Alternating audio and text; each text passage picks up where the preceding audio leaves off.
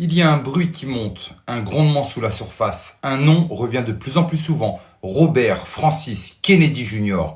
Et ce qu'il s'apprête à dévoiler risque de faire tomber des empires, une bombe judiciaire, un séisme scientifique, un tabou médiatique. Il affirme que l'aluminium contenu dans les vaccins pour enfants pourrait être lié à l'explosion des cas d'autisme. Et ce n'est pas une théorie farfelue, c'est un rapport documenté, chiffré, sourcé, que redoutent aujourd'hui les anciens barons du système sanitaire américain. Parmi eux, le docteur Scott Gottlieb, ancien patron de la FDA, aujourd'hui haut responsable chez Pfizer. Il pense que Robert Francis Kennedy Jr. met en place une entreprise de litige massif, une stratégie pour permettre aux familles d'enfants autistes d'attaquer en justice les fabricants de vaccins. Et si cela se confirme, cela pourrait faire couler Big Pharma. Le jeu va changer. Mais ce n'est pas tout. Robert Francis Kennedy Jr. accuse aussi le CDC, le Centre de contrôle des maladies, d'avoir dissimulé une étude explosive menée en 1999. Une étude qui montrait une augmentation de 1135% du risque d'autistes chez les enfants ayant reçu le vaccin contre l'hépatite B. Que s'est-il passé ensuite? Silence, censure, déni, intimidation. Les enfants plus âgés, chez qui l'autisme pouvait être diagnostiqué, écartés de l'étude, les données reclassées, filtrées, neutralisées. Un cover-up, comme on dit à Washington. Mais creusons un peu plus. Robert Francis Kennedy Jr. cite également une étude financée par le CDC, dirigée par le docteur Ross Lazarius. Objectif, comparer le système VAERS qui recueille les effets secondaires des vaccins avec un nouveau système automatisé beaucoup plus fiable. Résultat, le système VAERS omettait plus de 99% des effets secondaires et le nouveau système, il révélait qu'un vaccin sur 37 entraînait une réaction indésirable. Mais au lieu de s'en servir, le CDC l'a fermé en 2010. Pourquoi? Parce qu'il fonctionnait trop bien.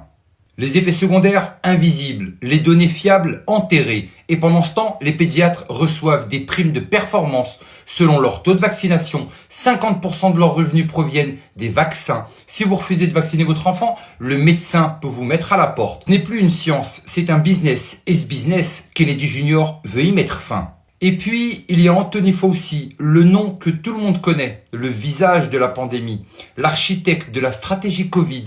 Mais qui était vraiment Anthony Fauci?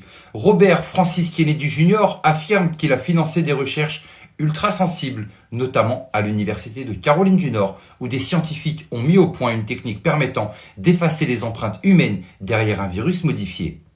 Et devinez quoi? Fauci aurait aidé l'armée chinoise à mener ses travaux. Oui, l'armée chinoise, c'est-à-dire que le virologue en chef de l'Amérique aurait, selon Kennedy Jr., contribué à la création d'une pandémie mondiale en collaborant avec une puissance étrangère, un acte que beaucoup assimileraient à de la trahison. Et que dit aujourd'hui Anthony Fauci? Rien. Protégé, intouchable, peut-être même gracié à l'avance. Stylo, autopen oblige. Et encore, on y reviendra. Mais ce n'est pas terminé. Selon le sénateur Ron Paul, Fauci pourrait être contraint de témoigner sous serment. Des documents récemment déclassifiés prouvent que la recherche sur les gains de fonction à l'origine probable du Covid était connue et assumée par Anthony Fauci. Il savait et il a menti. Aujourd'hui, la peur change de camp. Des voix au Texas comme le docteur Pete Chamber, vétéran de guerre, candidat au poste de gouverneur, appelle à un Nuremberg 2.0 avec des vrais procès, des vraies inculpations. Vous voyez, ça valait le coup de patienter. Et des noms qu'on n'aurait jamais cru voir sur le banc des accusés commencent à apparaître. Et pendant que les États-Unis retirent silencieusement le mercure de certains vaccins tout en évitant de l'annoncer publiquement, l'OMS, elle, continue d'affirmer que le thymérosal, conservateur à base de mercure, est sans danger. Mais pour qui travaille l'OMS? Les peuples ou les laboratoires? En 1994, le Japon a supprimé la vaccination obligatoire chez les enfants. Résultat, chute brutale du syndrome de mort subite du nourrisson. Pas de vaccin forcé, pas de mort inexpliquée. Mais ce miracle, personne n'en parle en Occident. Pourquoi? Parce que ça ruinerait le narratif. Et maintenant, le vent tourne. Les données Pfizer révèlent que le vaccin Covid a entraîné un taux de mortalité supérieur de 23% par rapport au groupe placebo. Mais ça, on vous le dira jamais sur TF1, ni sur BFM, ni dans le monde. Pourquoi? Parce que la vérité ne paye pas, le mensonge, si. Mais rassurez-vous, l'édifice tremble. Avec Kennedy Jr., c'est la digue qui commence à céder. Le système s'effondre sous le poids de ses propres mensonges.